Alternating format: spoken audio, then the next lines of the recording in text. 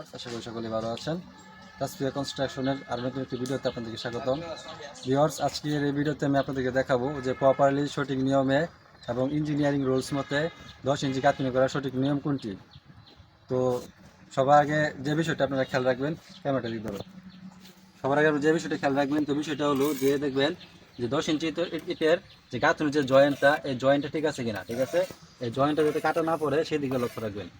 তো পরবর্তী যে বিষয়টা, ওই বিষয়টা হলো যে অনেকে আছে যে বুগলি মেরে গাঁথনি করে, তো আমাদের আঞ্চলিক ভাষায় এটাকে বুগলি বলা হয়।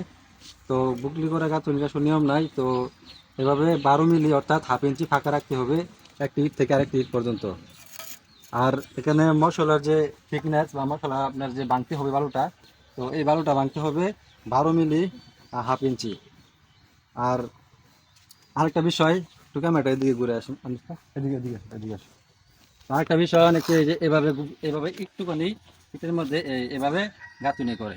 তো আসলে এটা কিন্তু প্রপারলি সঠিক নিয়ম না।